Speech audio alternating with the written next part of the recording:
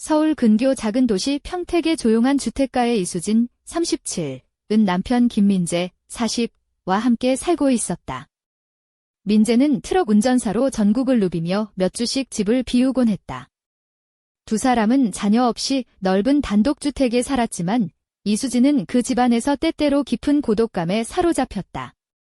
민재는 믿음직스럽고 다정한 남편이었지만 그의 빈자리가 수진의 마음속에 점점 깊은 허전함을 남겼다. 어느 날 수진의 여동생 지현이 부탁을 해왔다.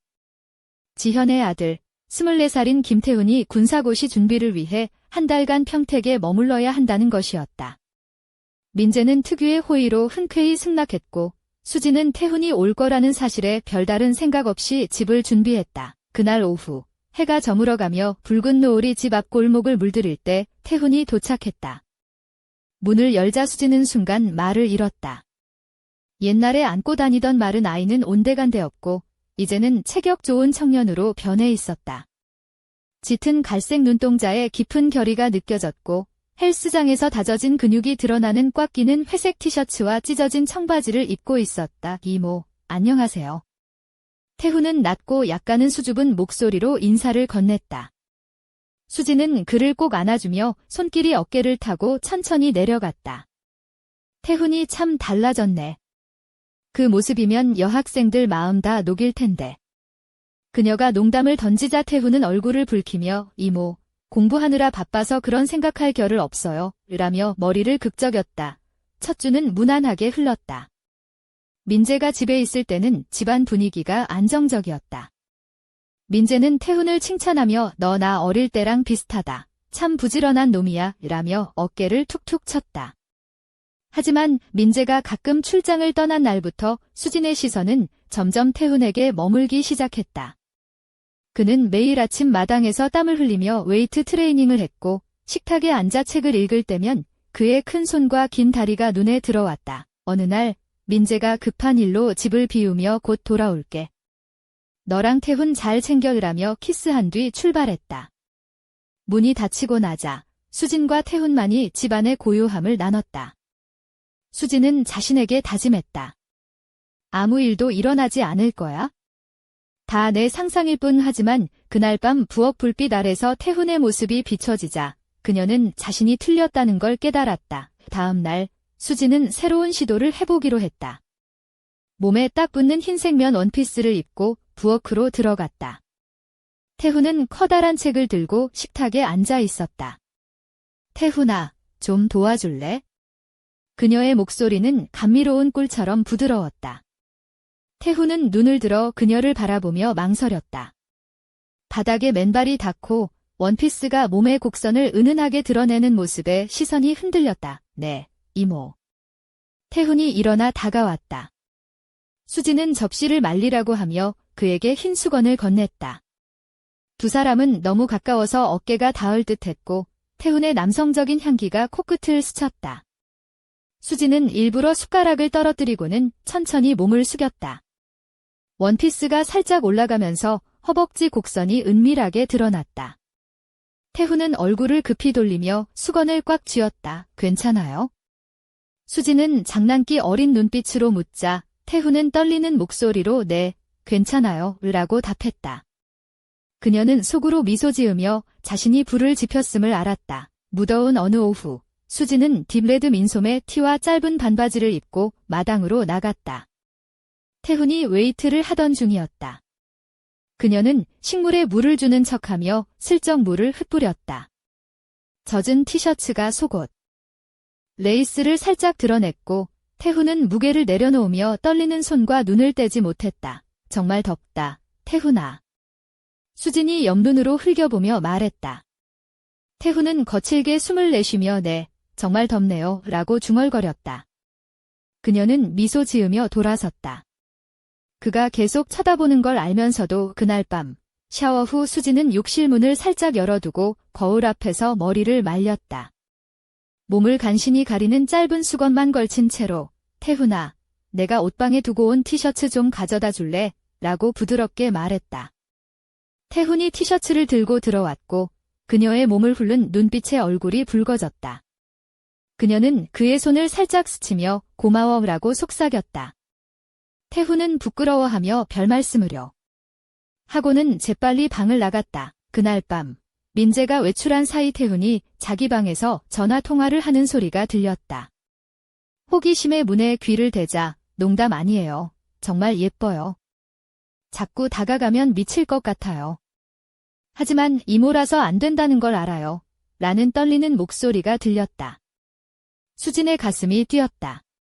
그 역시 같은 마음이었다. 그날 이후 수진은 자신이 위험한 경계 위를 걷고 있음을 알면서도 멈출 수 없었다.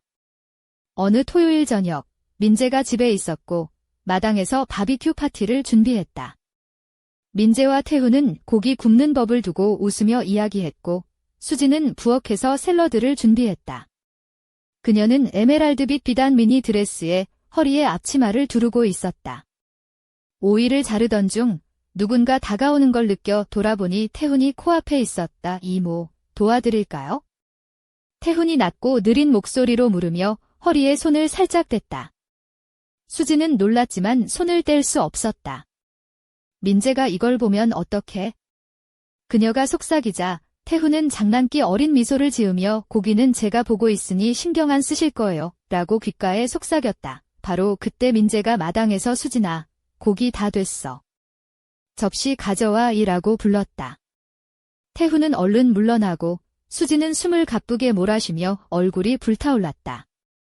그날 밤 민재가 술에 취해 코를 골자 수진은 몰래 일어나 부드러운 가운을 걸치고 태훈 방으로 향했다. 태훈은 눈을 크게 뜨고 침대에 누워 있었다. 잠이 안 와 수진이 그의 옆에 앉아 얇은 티셔츠 너머로 가슴에 손을 얹었다.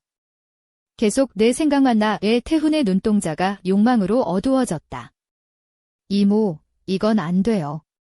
그가 속삭였지만 손은 그녀의 손을 잡고 끌어당겼다. 그들은 금단의 입맞춤을 나누었다.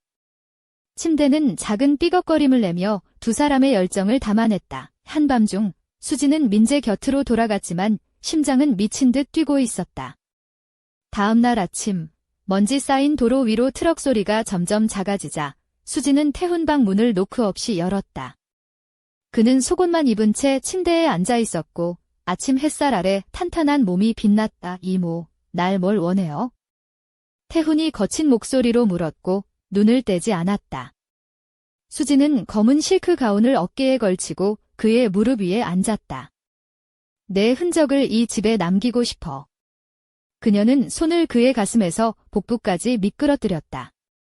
태훈은 말없이 그녀를 침대에 눕히고 젊음의 열정을 담아 키스했다. 그들의 숨결은 부엌까지 닿았다. 수진은 식탁에 앉아 민재를 위해 아침을 준비하던 그 자리에서 태훈의 거친 손길을 느꼈다. 접시가 흔들리고 달빛이 창문을 통해 두 사람의 얼굴을 비추었다. 반은 순진, 반은 야성적인 표정이었다. 그들은 부엌 바닥에 서로를 끌어안고 잠들었다. 장대비가 쏟아진 어느 오후, 태훈이 체육관에서 흠뻑 젖은 채 들어왔다.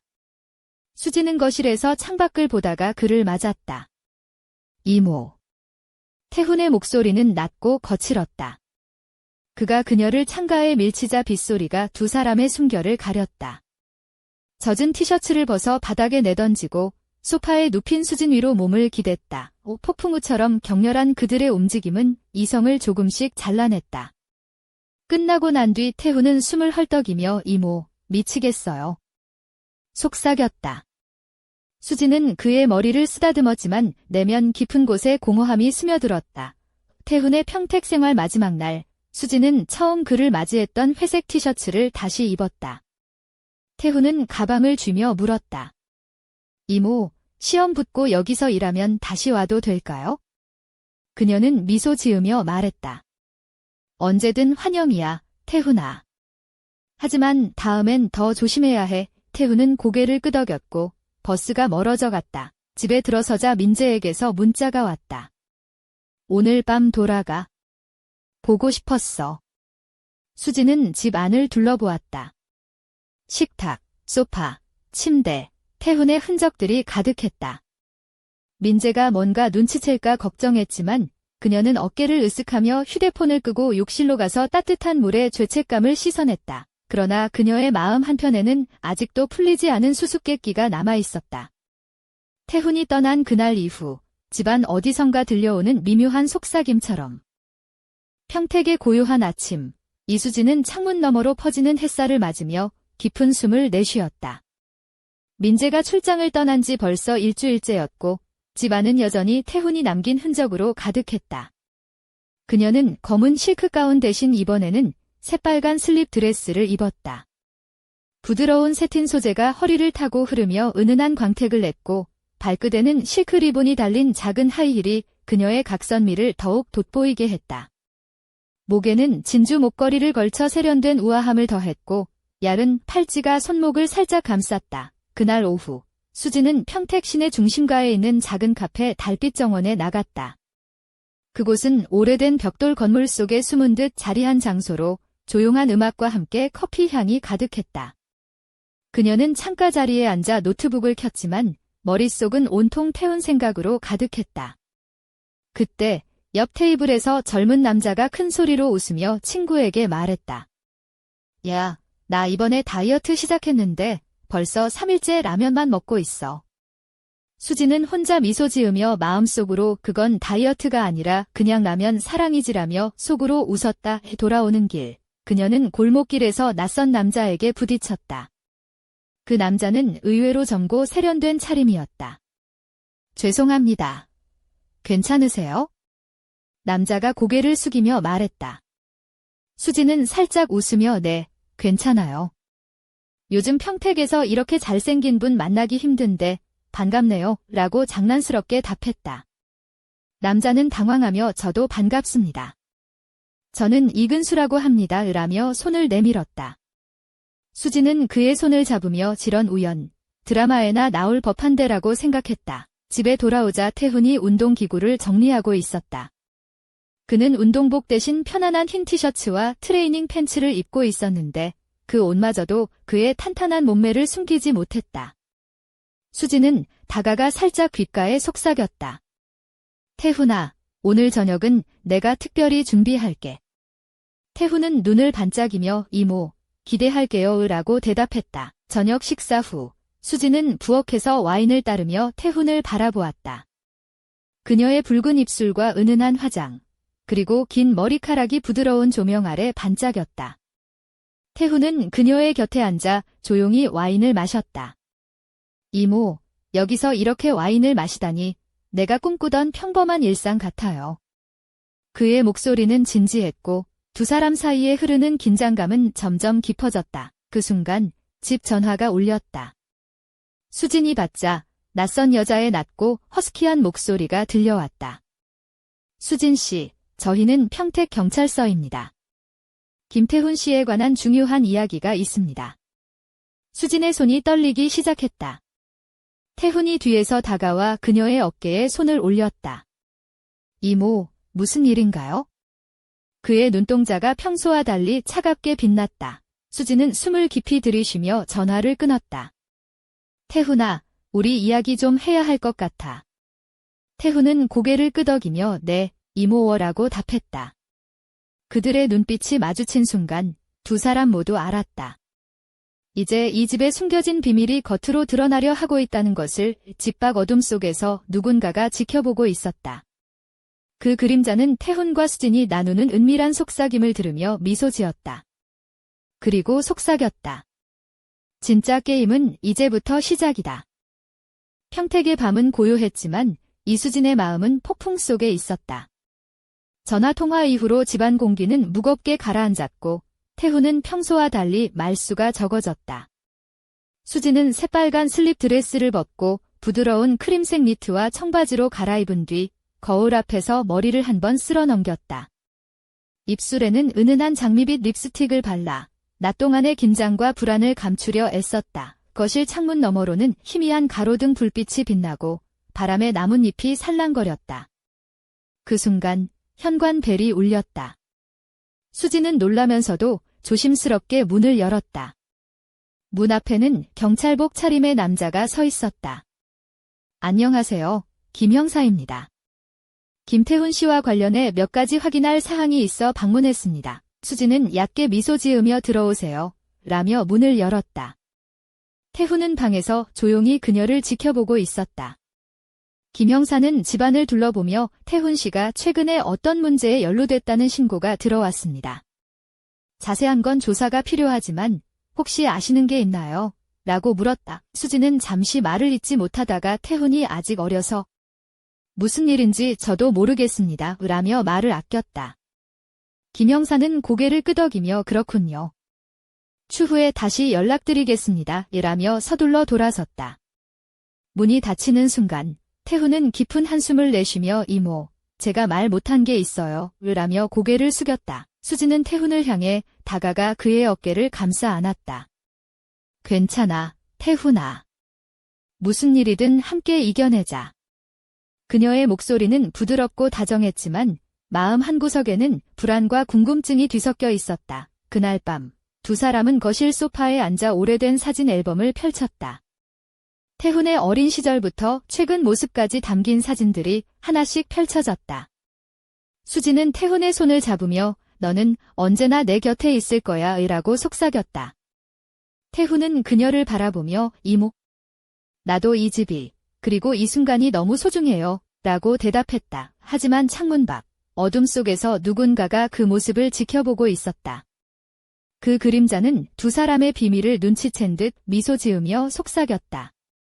진실은 언제나 빛을 원한다. 하지만 그 빛이 밝혀질 때 모두가 감당할 수 있을까? 그날 이후 평택의 작은 집에는 눈에 보이지 않는 긴장과 비밀이 서서히 자라기 시작했다. 그리고 수지는 문득 깨달았다. 이 게임의 끝은 결코 단순하지 않을 것이라는 사실을. 이른 새벽, 평택의 집안은 고요한 숨결로 가득했다. 이수지는 검은 실크 가운 대신 이번에는 은은한 베이지색 세틴 블라우스와 매끈한 검정 스커트를 입고 있었다. 긴 머리는 자연스럽게 웨이브를 넣어 어깨에 흘러내렸고 은빛 귀걸이가 미묘하게 빛났다. 그녀의 발끝에는 가느다란 스트랩 샌들이 살짝 보였고 그 움직임마다 우아한 곡선을 그렸다. 그날 아침 태훈은 평소와 달리 심각한 표정으로 거실에 앉아 있었다. 이모, 사실 나한테는 숨겨온 일이 있어요. 그의 목소리는 낮고 떨렸지만 결심한 듯 단호했다. 수지는 조용히 그의 눈을 바라보며 말해봐, 태훈아. 어떤 일이든 함께 해결할 수 있어 라고 다정하게 말했다. 태훈은 깊은 숨을 내쉬며 입을 열었다. 제가 군사고시 준비하는 동안 어떤 조직과 엮이게 됐어요. 그들이 저에게 정보 전달을 부탁했는데 점점 위험해지고 있어요. 오늘 경찰이 온 것도 그 때문이에요. 수진의 심장이 빠르게 뛰었고 한편으로는 두려움이 밀려왔다. 그럼 우리 어떻게 해야 하지? 수진이 물었다. 태훈은 우선은 조심해야 해요.